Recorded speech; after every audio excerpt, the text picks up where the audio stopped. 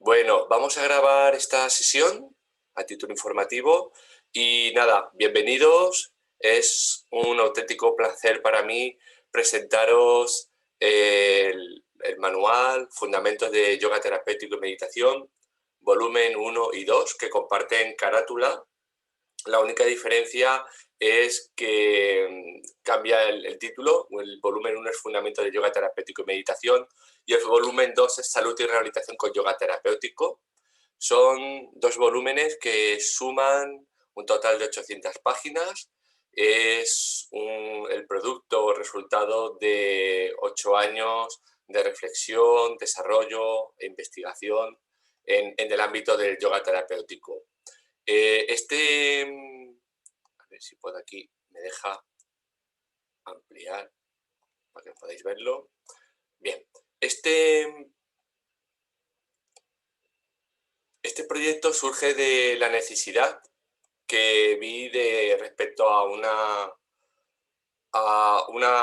un contenido que fuera real con el tema del yoga terapéutico, porque aunque ya habían manuales o habían libros, y actualmente incluso es grato decir que han salido muchos más libros de yoga terapéutico, no recogían lo que para mí entender es el concepto de yoga terapéutico. Era como yoga terapéutico, pero al final lo que veía era hatha yoga.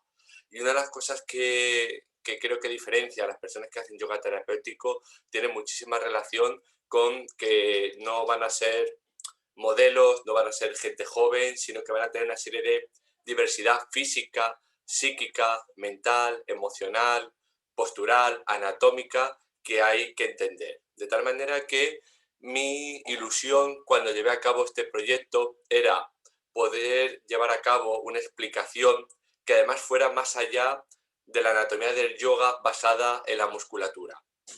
Hay muchísimos libros y muchísimos atlas que son muy buenos en el ámbito de la miología, en el ámbito de lo que es el estudio muscular aplicado a sana, pero sin embargo no recogían los aspectos como que pueden ser muy importantes respecto a lo que es el core, respecto al raquis, que es el 80% de la realidad del yoga terapéutico en el ámbito de asana.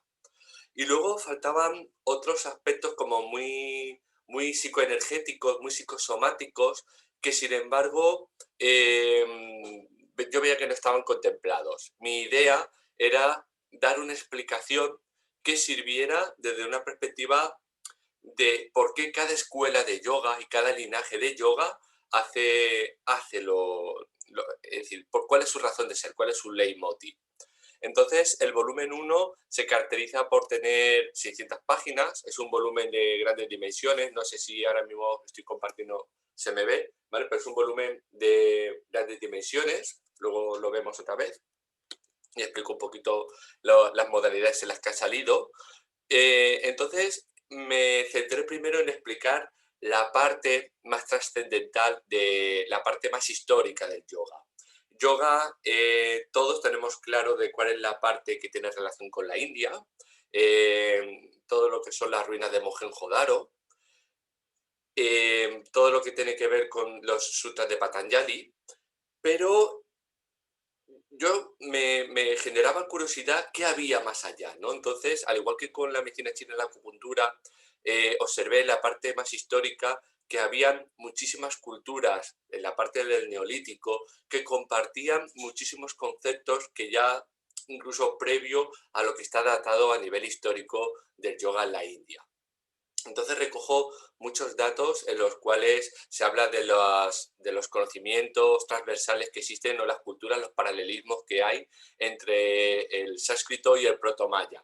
De tal manera que muchísimas palabras, en el sánscrito no existen verbos, pero muchísimos conceptos como chakra, kundalini, eran muchísimas palabras dentro del protomaya que coinciden con el sánscrito y que incluso llevo a cabo un estudio del haplotipo mitocondrial, en el cual a través del ADN femenino podemos observar las relaciones históricas en el cual, a pesar que los estudios observan que había un distanciamiento, incluso por océano, ¿no? Tanto lo que era Norteamérica como Sudamérica, compartían muchísimos aspectos culturales, históricos, incluso en lo que son la misma postura en la postura de yoga.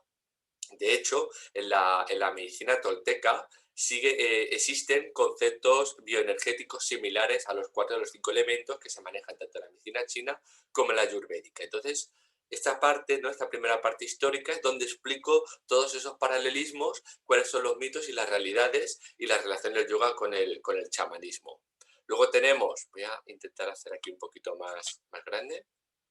Uy,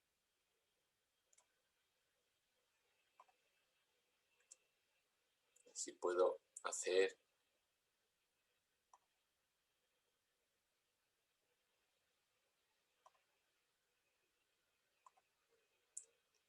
Vale, vamos a ver si puedo aumentar.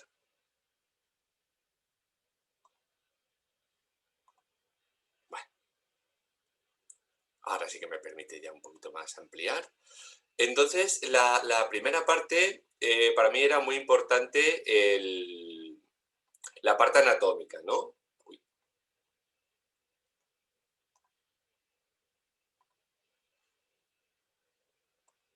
Entonces, en esta parte anatómica vamos a explicar cuáles son la importancia de la columna, cuáles son los rangos articulares óptimos, en qué momento a la hora de forzar una sana nos puede generar cierto tipo de lesión. Y claro, uno de los mitos que intento desmontar, ¿no? A lo largo de ya 8 o 10 años de formación a profesor de yoga terapéutico, es que la columna no se va a lesionar, incluso en la práctica de yoga no se va a lesionar muchas veces en el momento en el que se está haciendo la práctica, ¿vale? Es decir, la práctica, la lesión puede sucederse desde varias horas, incluso días posteriores a la práctica, hasta incluso muchísimos años. Dentro de mi experiencia como profesor de profesores, lo que he visto es que, por ejemplo, profesores de yoga, veteranos, senior, que llevaban 25 o 30 años de práctica, habían llegado a comenzar a tener una serie de patologías debidas a una inestabilidad articular o una inestabilidad de raquis.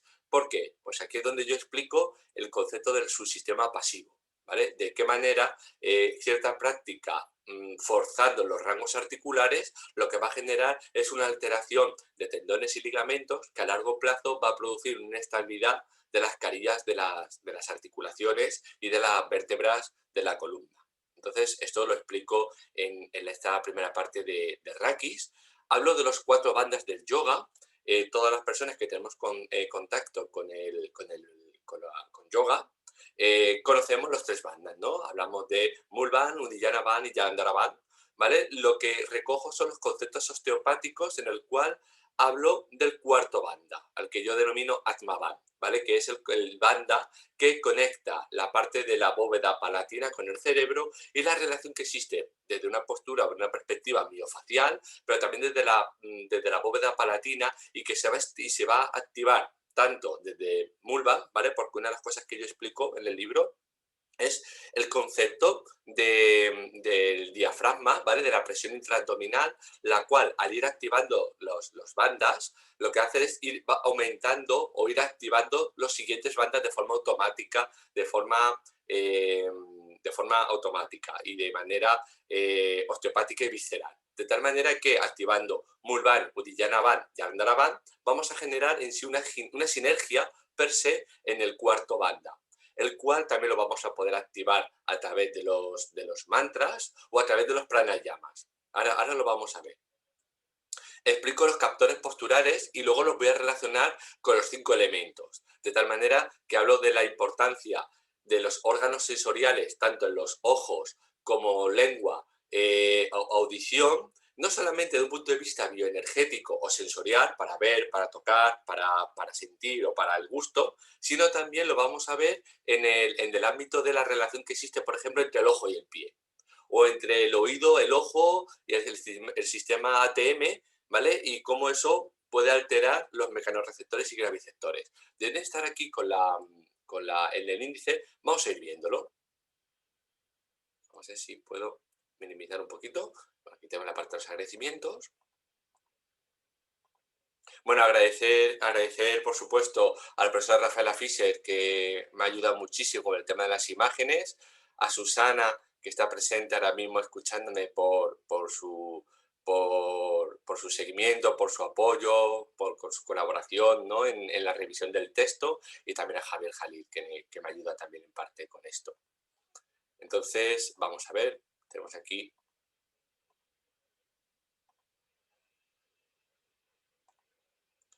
Bueno, el libro está estructurado tiene diferentes tablas para una mayor comprensión,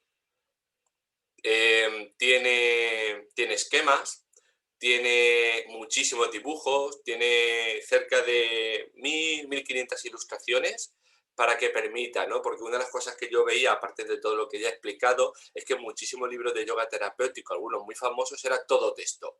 Y yo entiendo que muchas veces el concepto en el que puede haber redactado es muy interesante, pero al final una imagen vale más que 1000 palabras. Bueno, os he comentado que el estudio lo hice desde una perspectiva histórica, desde una perspectiva biológica, pero también desde una perspectiva lingüística. Entonces, a ver si me dejan pasar. Hago un repaso sobre la cultura drávida, hablo también de los paralelismos que existen dentro de las pirámides y los paralelismos que existen a nivel de medición de las pirámides, tanto protomayas como las egipcias, y luego también la relación que existe en la cultura drávida y la relación que empiezan a conectar con el pueblo egipcio y cuáles eran los dravidianos, ¿no? Entonces, estamos hablando de una aproximación de que el yoga, desde el punto de la perspectiva más chamánica, podemos estar hablando incluso del 9000, 10.000 a.C. como mínimo. Bueno, hay una parte muy importante, no podemos llegar a entender el yoga que actualmente se hace en Occidente y que recicla el yoga que se hace en la India, si no llegamos a entender el impacto que tuvo el corporativismo político a la hora de establecer una identidad por parte de los sultanes de Pune, que se hacen, que dan indicaciones a Krishnamacharya, y para intentar establecer una identidad corporativa a través del yoga. Entonces recopila todos los conocimientos que pueda haber en aquel momento y lleva a cabo, subvencionados por Misore y a través también de otros autores de la época, para generar un compendio de conocimientos que es el que, cuando dejan de tener este tipo de subvención, ¿no? Porque la India consigue lo que necesita, es cuando todos los alumnos de Krishnamacharya, como pueden ser pues Patabi Joyce un momentito, o Iyengar, pues empiezan a viajar a Occidente, aunque ya había habido maestros que habían viajado a Estados Unidos y Europa. Pero en la parte de asana, todo el conocimiento actual respecto a asana, tal como se hace en Europa actualmente, tiene relación con esta situación histórica, ¿no? Porque no sé si está viendo ahora mismo, le están pidiendo gente. Ah, es el chat, vale. Esto está muy interesante porque lo describe con muchísima profundidad un libro que se llama, de William Broad, que se llama La ciencia del yoga, y ahí explica con muchísima más profundidad, pero aquí abordo esta parte también que es muy interesante. Bueno, uno de los conceptos en el que yo cojo imágenes es la relación que existe entre la asana de yoga tal como se hace hoy en día en Occidente y la gimnasia sueca, porque todo lo que era la familia del sultán de Mysore hacían artes marciales, hacían gimnasia sueca, y entonces Krishnamacharya, que viene del Tíbet, recoge todo eso y hace una síntesis de la práctica junto con estos conocimientos que datan pues de principios del siglo XX. Hablo también dentro de lo que es el yoga más oriental, ¿no? Por ejemplo, del yoga tibetano, o del Surya Vyayama, o del Kundalini. Explico un poco también las relaciones que existen y luego las voy a conectar a través de los meridianos energéticos. Luego, aquí hay otro capítulo que es el tema de evidencias científicas. Hay miles y miles de artículos Actualmente he servido un poco como asesor para el Instituto Carlos III respecto al tema de la regulación del yoga, como dentro de lo que sería la medicina integrativa. Y bueno, recogí todo lo que es la parte de bibliografía, porque sí que es verdad que una de las cosas que observamos en el ámbito del yoga es que existen muchísimas escuelas y todas las prácticas y estudios bibliográficos que se llevan a cabo por diferentes escuelas y muchas de las veces no parte de las premisas fisiológicas y biomecánicas que deberían tener, y por lo tanto los resultados tienen un sesgo, pueden llegar a tener un sesgo importante porque no cumplen unas bases biomecánicas necesarias. Entonces, bueno, aquí tengo el capítulo donde explicamos los aspectos básicos, ¿vale? Bueno, todo lo que es, sí que es, esto ya es compatible con el Hatha Yoga convencional, que son los Ashtangas, ¿vale? Hago aquí, pues aquí también todo lo que sería la relación del yoga terapéutico con los diferentes grupos o trabajos con los que podríamos abordarlos. Y luego también hago aquí una explicación entre la diferencia entre lo que es el yoga terapéutico y la yoga terapia, ¿vale? La yoga terapia tiene una relación más con el Vini Yoga o el yoga chikitsa, ¿vale? El yoga chikitsa es la propuesta de yoga en el cual se hace un yoga individualizado desde una perspectiva bioenergética y también de un análisis osteopático, kinesiológico y biomecánico del paciente. Entonces, esto sería lo que yo entendería como una yoga terapia más individualizada, donde se hace necesario un diagnóstico. Luego aquí es donde ya abordo la parte posturológica, la parte de los captores, bien, donde explico todo lo que he dicho al principio, el tema de los rangos articulares, los subsistemas pasivos, hablamos de las contracciones, de los paquetes musculares, las relaciones que hay a nivel neurológico, neurosensorial también.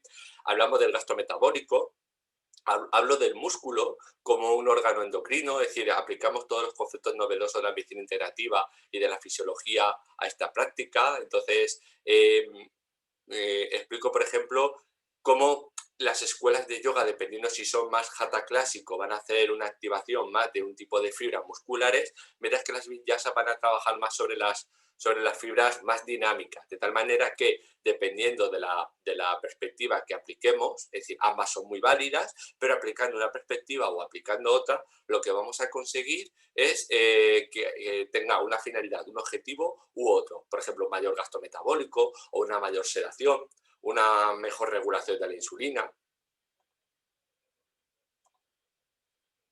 Bueno, hablo del tipo hago un poquito de bases anatómicas, donde se hablan de las bases de lo que son los niveles de los tipos de articulaciones. Y luego aquí donde hablo, esto es súper importante porque hablo de los subsistemas pasivos y del nivel de resistencia al estiramiento. Es decir, nosotros, vuelvo a repetir, hay libros maravillosos, hay al menos 2 o 3 libros sobre músculos en yoga, que es una pasada, pero no nos sirve de nada hablar a nivel miológico si luego, por ejemplo, no tenemos en cuenta que cuando yo mantengo un ejercicio, una sana, que un estiramiento sostenido, por ejemplo, durante un tiempo de 2, 3, 4 minutos, lo que puede suceder es que esa articulación, su sistema pasivo, ese tendón, ligamento, puede tardar hasta 2 o 3 horas en volver a su estatus habitual. Entonces, ¿eso qué significa? Eso significa que, por ejemplo, esa persona termina yoga, termina su clase y se le escapa el autobús. Voy a poner un ejemplo. Y de repente hace un pequeño sprint porque se le escapa el autobús o quiere llamar la atención de un taxi. Lo que puede generar es que, como su sistema pasivo todavía no ha vuelto a su estatus basal, esa persona puede tener un proceso de inestabilidad y en ese momento generar un esguince o una lesión en la rodilla o una alteración de los ligamentos cruzados, porque en ese momento su sistema pasivo no ha vuelto por ese ejercicio. Bien, entonces explico esa parte y hablo también de los músculos, de cuánto tiempo tienen que estar, por ejemplo, una sana, si lo hacemos de una perspectiva isométrica, los estudios actuales evidencian que no deben de estar más de 30 segundos, porque más allá de 30 segundos se va a proceder más a un nivel de fibrosis muscular, a una avascularización y no tiene más valor. Por lo tanto, mantener una sana durante 5, 10, incluso como algunas escuelas sostienen, 15 minutos, está muy bien porque nos permite trabajarnos la paciencia y la frustración, sin duda, pero de una perspectiva biomecánica puede generar un trasfondo lesivo.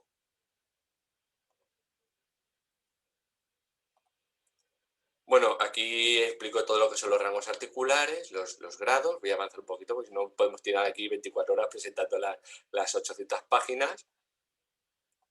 ¿Vale? Aquí, por ejemplo, por lo que veamos, ¿no? El Hatha Yoga clásico va a hacer mayor desarrollo y abordaje en la musculatura estática y antigravitatoria, mientras que los vinyasas van a trabajar sobre los músculos dinámicos. Bien, todo esto luego hay que ir adaptándolo a una serie de situaciones que tienen que ver con la salud de la persona. Hay una serie de fórmulas que nos permiten entender cuál es el estatus o la importancia de las curvas anatómicas y qué es lo que sucede cuando la persona pierde las curvas anatómicas. ¿Vale? Explico aquí alguna serie de propuestas de gasto metabólico dependiendo de las diferentes líneas de yoga. ¿Vale? Esto es algo totalmente novedoso porque no hay nada escrito al respecto. Hago una serie de propuestas también de clases aquí. Y luego, por ejemplo, pues hablo de los diferentes tipos de vértebras. ¿Por qué, por ejemplo, hay personas que pueden estar en una postura de yoga, por ejemplo, en un Bhujangasana, y estar muy bien, y sin embargo, cuando vuelven a Balasana van a estar, por ejemplo, muy incómodas? Entonces hablo del concepto de anteriorización y posteriorización vertebral, que es muy importante porque al la vértebra estar posteriorizada va a estar pinzando y va a estar generando una situación de dolor al comprimir las apófisis espinosas. Y sin embargo, al hacer lo contrario, la vértebra se va a encontrar en una postura como mucho más tranquila porque ya no va a hacer ese sistema. Y luego, aparte, también hablo de lo que son los sistemas de disco limacón y qué relación tiene, pues, nosotros, que somos un hibridaje fabuloso de cientos de culturas que han colonizado el planeta a lo largo de milenios, vamos a tener algunas vértebras, por ejemplo, de gente que durante siglos han sido labradores.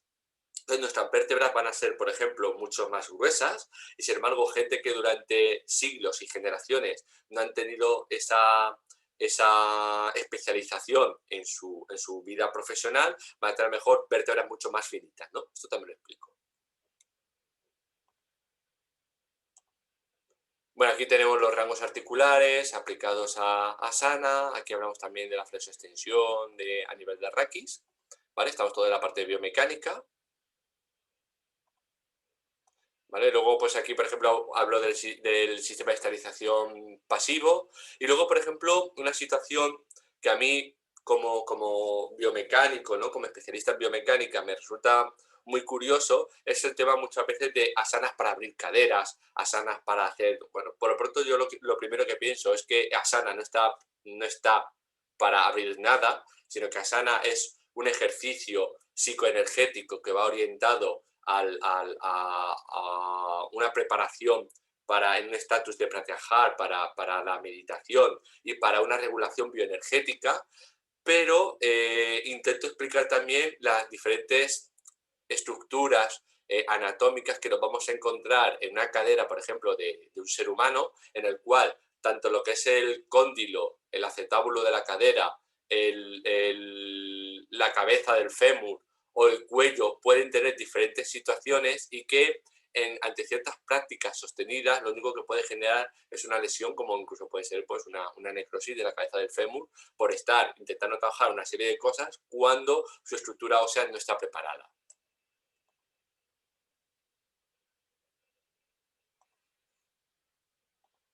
Aquí hablo lo que comentaba anteriormente de los bandas, es donde desarrollo el Atma Band, ¿vale? Explico también los paralelismos que existen entre, por ejemplo, los tándem japoneses, el hara chino, y luego las extrapolaciones que existen, los paralelismos que existen entre los yaos también de la medicina china y las diferentes bandas. El banda tiene una perspectiva, como siempre, una estructura energética, pero también tiene una estructura física, de tal manera que estas bandas van a corresponder, por ejemplo, con Mulvan Uddiyana Band, pero explico la adaptación de Mulvan a través de la activación de los transversos. Y, por ejemplo, lo que sería sus paralelismos con el abdominal hollowing y el abdominal bracing, que actualmente se estudia en biomecánica y en ciencia del movimiento. Hablamos de la estabilidad escapular, la relación que existe también entre los diferentes ejes.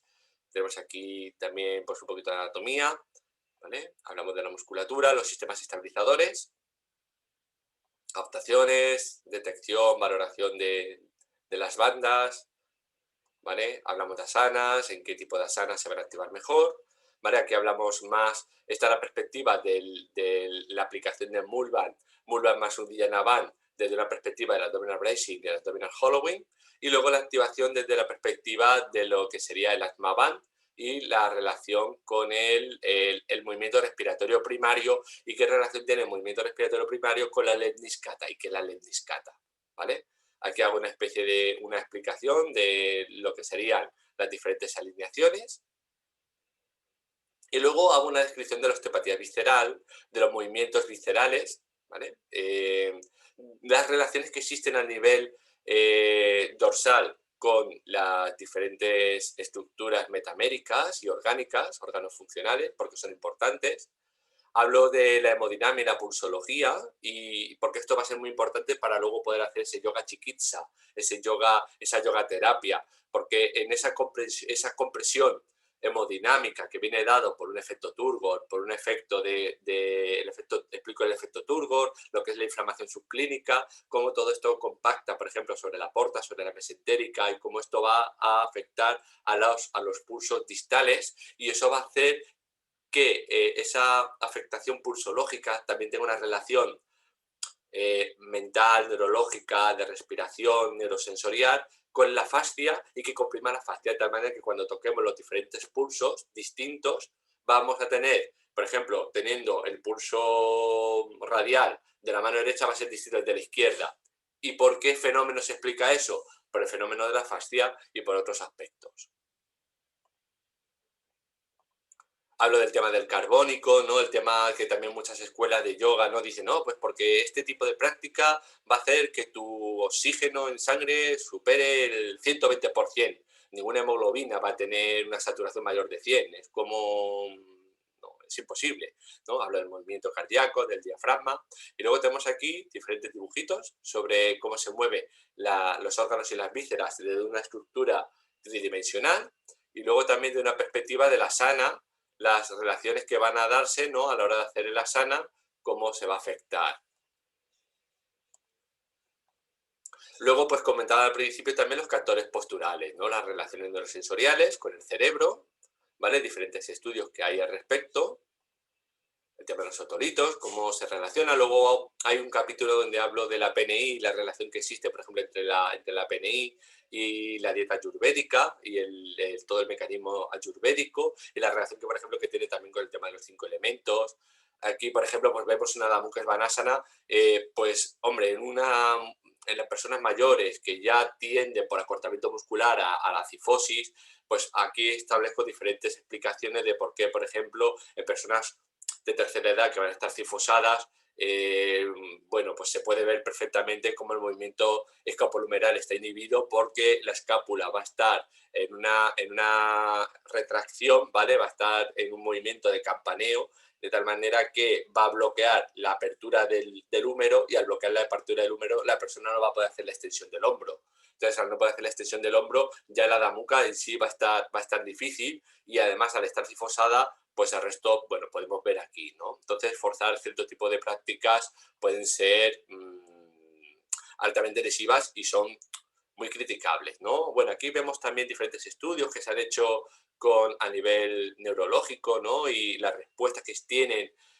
por ejemplo, muchas asanas, ¿no? La importancia que, por ejemplo, tiene Utkatasana a la hora de activar los mecanorreceptores tibiales y qué relación tienen los mecanorreceptores tibiales con los vasoreceptores podales y con el ojo.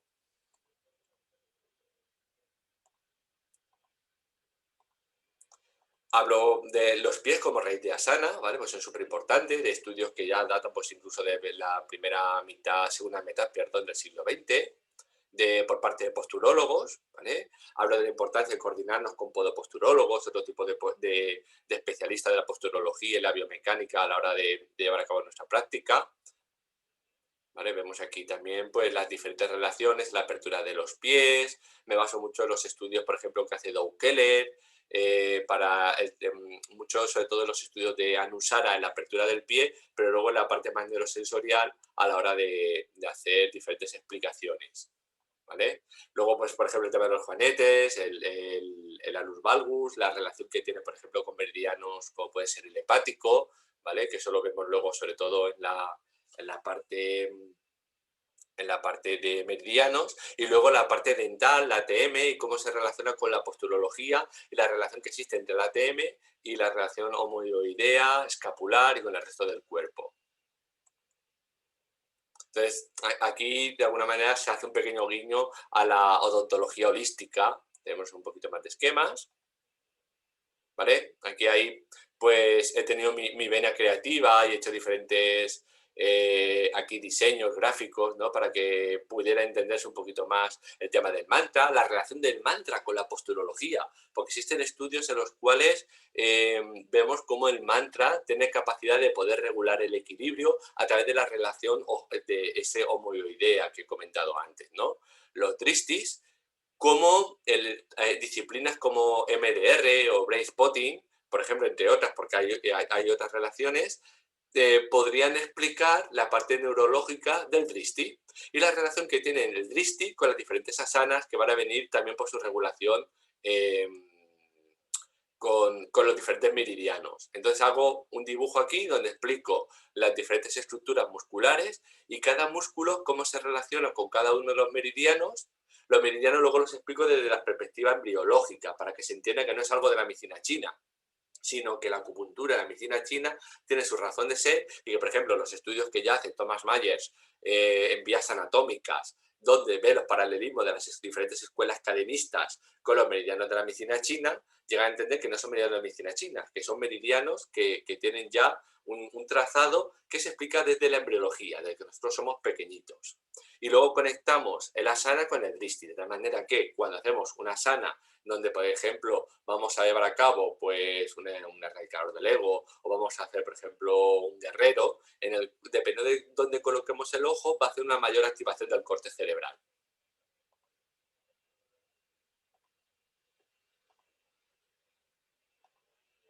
Bueno, aquí tenemos diferentes explicaciones y gráficos de cómo se activan todas las redes neurales. Aquí explico también las relaciones que existen con disciplinas para poder entender el Brain Spotting en MDR desde la perspectiva del Dristi. Explico un poco lo que son conceptos como la anisotropía geomagnética, que es un tema como muy interesante, que me parece interesante incluirlo aquí, ¿no? Que es la parte que tiene relación con ciertos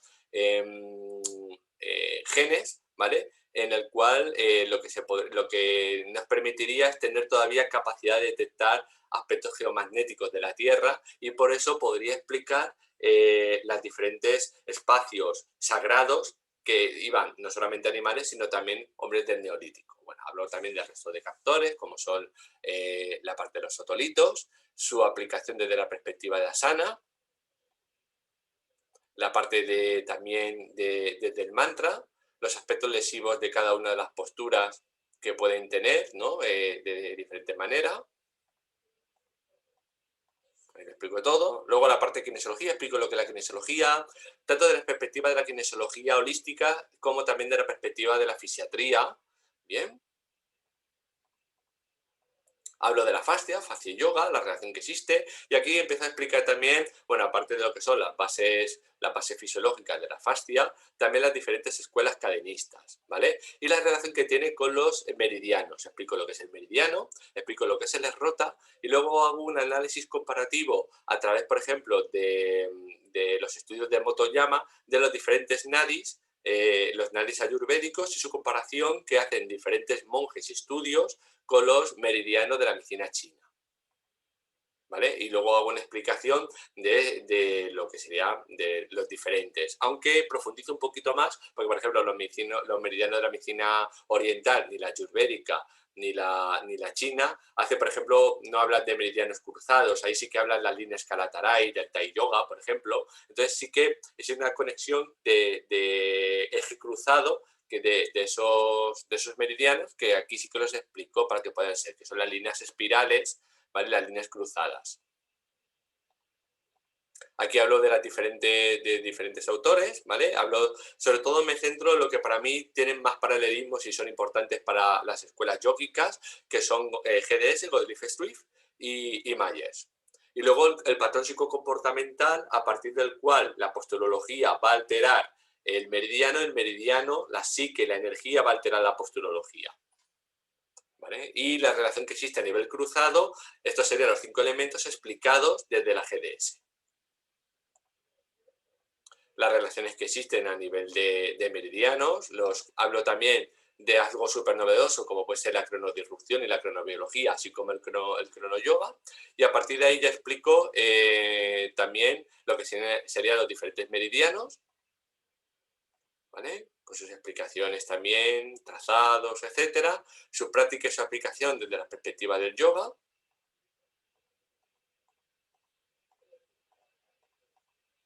El meridiano del estómago, que son los más importantes, meridiano de vejiga, los diferentes trazados, cómo impactan, las relaciones que pueden tener a la hora de aparecer lesiones. Tenemos aquí los diferentes trazados, en este caso de las líneas espirales. Aquí los diferentes músculos, cómo afectan, por ejemplo, a la hora de interaccionar los diferentes trazados del meridiano con músculos específicos que podrían explicar muchísimas de las patologías que a veces nos encontramos. La articulación temporomandibular, qué es, por dónde pasa. Aquí tenemos vesícula biliar, meridiano de hígado, la relación que existe, por ejemplo, vesícula biliar con escoliosis. Explico también la escoliosis, algo súper novedoso, porque hoy en día la escoliosis se está trabajando mucho desde la perspectiva de la columna, ¿no? y de los músculos acortados, pero tiene una relación muy importante también el cómo la mirada. De tal manera que cuando existe una desprogramación de parte del ojo, lo que va a generar es una alteración de cómo el ojo ve y a partir de ahí va a producir una alteración de toda la mecánica de la marcha y de la estática. ¿Vale? Entonces, pues aquí vemos los diferentes meridianos, conexiones, luego también vemos los marmas, las relaciones entre el marma y la acupuntura, cuáles son las coincidencias que existen entre unos y otros, los diferentes aspectos energéticos, ¿vale? Aquí tenemos también el uso de props en los diferentes ajustes, ¿vale? Importante.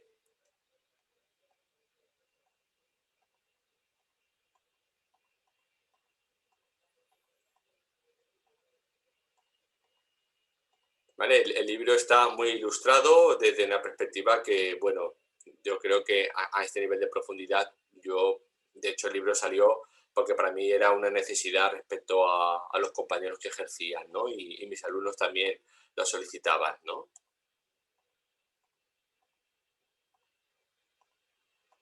Hablamos también un poco también de los sensores que tenemos a nivel de la mano, al igual que los captores del pie.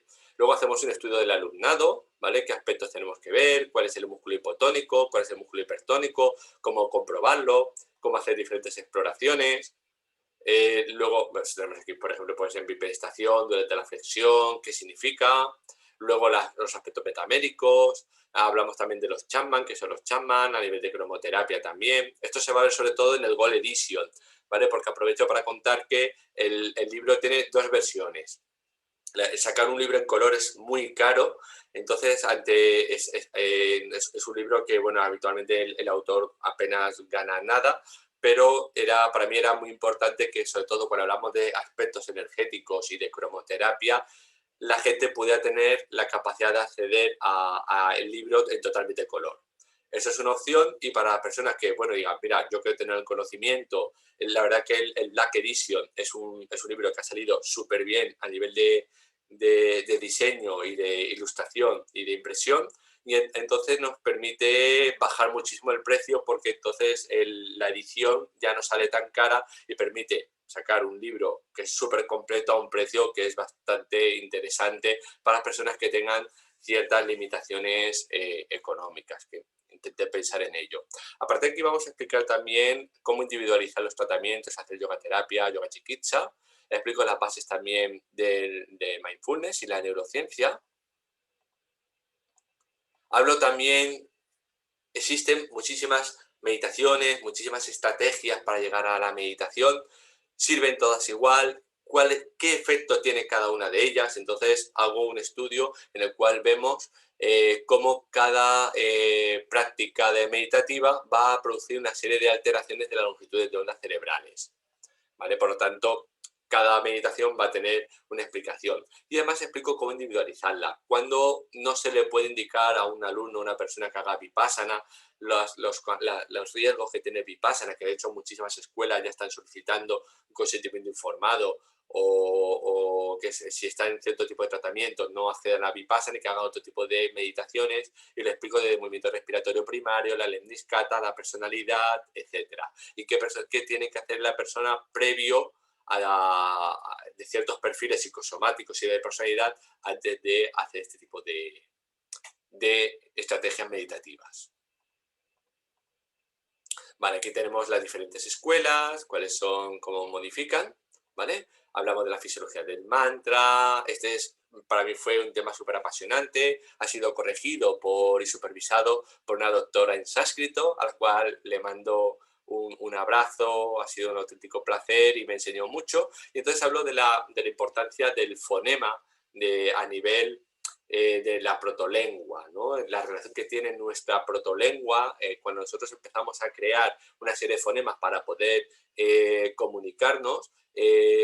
Ciertos fonemas avisaban de peligro, otros avisaban de cosas que podían ser bonitas, y eso se sugiere todavía incluso en nuestra lengua actual, aunque los mantras cuando se hacen en textos, en lenguas arcaicas, tienen más capacidad activa más en el córtex cerebral.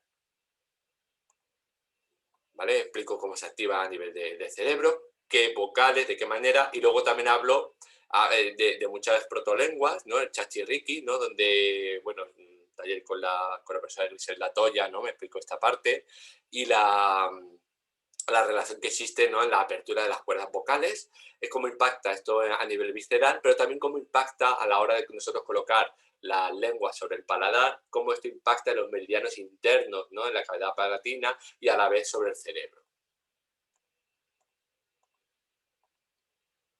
¿Vale? Esto nos va a servir tanto el idioma en gurmukhi, sea en sánscrito o sea en lengua tibetana. ¿Vale? Porque todos los estudios. Luego aquí hago un estudio también, hago ciertos paralelismos con la euritmia, que forma parte de la antroposofía, para que veamos las relaciones que vamos viendo en muchísimas disciplinas. Yo al final no me suscribo a ninguna escuela, yo soy un ser humano orientado a estudiar como un antropólogo, ¿no? que estudia el ser humano en las diferentes culturas. Entonces, cómo otras disciplinas han ido integrando estos conocimientos, y entonces a través de la apertura del meridiano en los diferentes arquetipos, asanas, movimientos o posturas, se relacionan con las vocales. Creo que por aquí hablaba, en este capítulo, en el siguiente, hablo en asana, la práctica de asana durante el mantra y el pranayama, la aplicación para el yoga bioenergético, hablo de 5 elementos, paralelismos con la medicina china, los orígenes de la Sankhya, que comenté hace poco, no sé si han visto mi ponencia en el Congreso ENIO, donde hablo de todos los orígenes de la Sankhya, la realidad con el Tantra, la dualidad, todo lo que sería las gunas, ¿no? Pues todo esto lo explico aquí, y cómo esto se integra dentro del arquetipo en la expresión de asana a la hora de expresarnos en la realidad en la parte rayásica, tamásica o sádvica en nuestra práctica de asana. Que esto llegaría a entender y explicar pues tanto el yin yoga como el yoga hormonal. Hablamos de los 5 elementos, hago los paralelismos y el estudio tanto en la simbología de la cruz solar, que habita en todas las culturas humanas desde el neolítico, y cómo esto se encuentra en la cultura celta, se encuentra en la cultura maya, se encuentra en la cultura hindú, y cuál es la relación que existe entre la cruz solar. Podemos ver aquí no, pero por aquí se tiene que ver entre la cruz solar, ¿no? Y las diferentes estaciones, que es la explicación que dan los arqueólogos. Y además también cómo esto se relaciona, esta cruz solar, las estaciones, con la posturología y la biomecánica del cuerpo. Hablo de acupuntos y marmaterapia, ¿vale? Cómo se relacionan con los acupuntos y los diferentes estudios, aplicaciones embriológicas, anatómicas también. Hablamos de meditación, meditaciones sobre diferentes marmas, para qué sirven, y qué asanas con diferentes acupuntos que yo me he dedicado pues a ir trabajando, a ir aplicándolos y a través de un estudio pormenorizado para poder ver qué asanas se iban activando y cuáles serían los objetivos para los que se trabaja. Aquí hablamos de pranayama, aspectos biológicos, cómo se activan, qué relación tiene a nivel cerebral, a nivel neurológico, luego de diferentes tipos de pranayamas, la relación que existe entre el pranayama y la lengua, porque la lengua forma parte de un captor sensorial en el cual nos sirve no solamente como un diagnóstico que ya hacía la medicina china y la ayurvédica, sino también para ver cómo conecta con los diferentes músculos y por lo tanto activan el sacar la lengua, el colocar la lengua sobre el paladar, va a activar diferentes músculos y va a tener diferentes finalidades, ¿vale? Tenemos aquí diferentes tipos de pranayamas, ¿vale? Y luego la relación que tenemos entre pranayama, las diferentes posturologías y los meridianos, ¿vale? La relación que existe con estudios comparativos con la electroacupuntura de Bol, la relación que existe entre los mudras y la activación de acupuntos específicos. Entonces, como diferentes mudras que son similares, dependiendo de cómo se hagan, van a hacer que tengan una función o tengan otra, ¿vale? La yogaterapia individualizada para aquellas personas que quieran trabajar más como yogaterapeutas. Entonces explico la hemodinamia, hablo de los pulsos, la relación que existe entre el pulso y la asana, la parte de cómo se toman los pulsos a la antigua usanza en la parte ayurvédica y una parte más sencilla que tiene que ver con la pulsología distal para que sea mucho más sencillo de entender y hacer. La parte kinesiológica, cómo testar tanto los pulsos como con ruedas kinesiológicas y qué asanas aplicar dependiendo de los meridianos que estén afectados, ¿no? Entonces, asana por asana, meridiano por meridiano y qué músculos van a tener relación. Yo les prometo, y por favor, si alguno ha visto algo igual, díganmelo, porque para mí sería muy interesante poder adquirir una obra de estas características que también ha sido escrita por un compañero y que me aporte, ¿vale? Explicamos aquí pues, las diferentes ruedas kinesiológicas, la cronodirrupción, la cronobiología por horario solar, los diferentes órganos, los diferentes asanas que se tienen que hacer por órganos y cómo esto además la relación que tiene con la cromoterapia.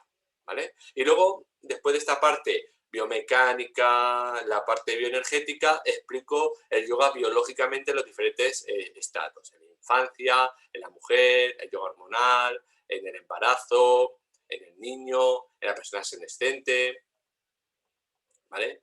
Entonces, cómo trabajar ante diferentes enfermedades propias de la mujer, en el ovario poliquístico, en la endometriosis, qué relación tienen, qué tipo de prácticas hacer, por qué hacerlas así de esa manera, qué cosas hay que tener en cuenta durante el embarazo, cuándo aplicar cierto tipo de asanas, ¿vale? Y la relación que tiene con el yoga hormonal, ¿vale? Cronobiología y cronoyoga.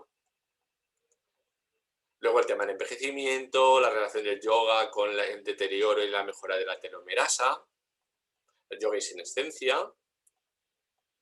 Y luego ya diferentes enfermedades, como puede ser el cáncer, enfermedades respiratorias, las nuevas propuestas para los neosarcarmas, la parte de PNI aplicada al yoga terapéutico, la parte que tiene que ver con anestesia y inmunidad, luego un estudio muy interesante, bueno, la relación con la microbiota, la dermatitis, y luego con el tema, un estudio comparativo con los cosas. Bueno, tampoco me quiero extender mucho más, tengo la parte osteoarticular, digestiva, vemos, bueno, este en el vídeo que ya les puse de presentación, que vemos que tienen muchas radiografías, explicaciones también como muy básicas para personas que no tengan relación con el tema de la salud, ¿vale? Sistema digestivo, gastritis, qué tipo de prácticas en colon irritable, la insulina, diabetes, enfermedades respiratorias, asma, alergias. Luego el problema del dolor lumbar crónico. Tenemos aquí también temas de anatomía, la relación, cómo trabajar con bandas para este tema. ¿Vale? El tema de los multífidos que he comentado al principio también, cómo llevarlo a cabo, las propuestas también. Luego hay una parte metodológica que está en el volumen 2 para poder trabajar. El suelo pélvico, cómo trabajar el suelo pélvico, explicamos aquí también la anatomía del suelo pélvico, la disfunción sensorial, ¿vale? Que tiene que ver mucha relación con la senescencia, cómo trabajar el yoga ocular, ¿vale? A través de diferentes técnicas como la técnica Bates o técnicas también más ancestrales o técnicas basadas en el Suma Vyayama, el ayuno intermitente, por qué es interesante el ayuno intermitente y qué relación tiene con el yoga, porque al fin y al cabo los orígenes de muchísimas cosas, no solamente MDR o Spotting, sino también el ayuno intermitente, vienen de yoga, ¿vale? En la perspectiva también. Luego es un capítulo totalmente inédito donde hablamos de las interacciones farmacológicas que hacen ante pacientes que tomen cierto tipo de medicaciones, ante cierto tipo de prácticas yógicas, como puede ser en el caso de asana, y si está tomando cierto tipo de medicamentos, qué cuidados hay que tener, que me parece que es esencial porque muchísimos pacientes están polimedicados. Vale, este sería el volumen 1 y luego pues el volumen 2 tienen todo lo que es la parte de metodología, ¿vale? Tienen todo lo que es asanas, ajustes, beneficios de cada asana, uno por uno, uso de props, ¿vale? Esto sería como la parte más del, como un glosario de asanas, ¿vale? Asanas también, las asanas bioenergéticas, las asanas tibetanas, propuestas de recetas, aunque yo no son mis recetas, para que sean comprensibles de qué hacer, ¿vale? Tenemos aquí la parte más de asanas normales, la metodología de la enseñanza, parte de cómo llevar a cabo estas prácticas. Luego tenemos nuevas tecnologías aplicadas al yoga y algo también muy novedoso que me hacía mucha ilusión, sobre todo como especialista que he sido en urgencias hospitalarias, que es, bueno, por un lado la parte de tecnología, ¿vale? Aplicada al mindfulness y al control de la coherencia cardíaca, y luego también algo que se está pidiendo a los profesores de yoga, que es la parte de primeros auxilios, pero no solamente además la parte de primeros auxilios tipo RCP o la postura lateral de seguridad, sino también incluso la relación a hemorragia, sino también pues situaciones que a mí se me han dado como profesor de yoga terapéutico, desde pacientes que se quedan inconscientes porque están muy malitos, con cáncer, porque vienen de hemodiálisis, y aplicaciones de puntos más específicos. Ficha del alumno, también súper interesante. Y luego, pues un glosario también de asanas para poder hacer una serie de prescripciones adaptadas, uso de tecnología de qué software utilizar, y luego asana por meridianos, ¿vale? Que esto hay libros específicos, pero me parecía esencial hablar de meridiano y la psique, pero también hacer una serie de propuestas y luego también abordajes por patologías biomecánicas ante diferentes situaciones las más habituales, ¿vale? Aparte de recetas, yoga tibetano, y luego también hice un capítulo general en el cual hablo de preguntas y respuestas muy propias de varios centenares de alumnos que he formado, tanto presencial como online. Cogí las preguntas que son las más habituales para establecer las respuestas para que tuvieran como un fact, ¿no? Un frequent answer and question, ¿ok? Entonces, bueno, voy a dejar de grabar ahora para poder atender las preguntas que estamos haciendo a través de este Zoom, para que las personas puedan mantener su intimidad y bueno, pero para la gente que vea luego posteriormente esta presentación, quedó también en YouTube, que va a estar colgado, pues este era un directo que se ha hecho para los compañeros que quisieran un poco estar aquí conmigo y compartir este bello momento, que para mí es muy emocionante. Pero para todos aquellos que me vean posteriormente en otras redes, pues que sepan que pueden dejar las preguntas y yo contestaré también, ¿vale? Entonces ahora paro de grabar para atender y tema de confidencialidad, atender a los asistentes.